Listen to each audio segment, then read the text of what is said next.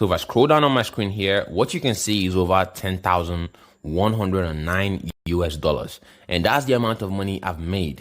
And I only had to spend just $50 to make that amount of money. So, this is a proof of the $10,000 right here. You can see it says pending earnings, $10,109, current balance, $1,120, which is the money I made from something else.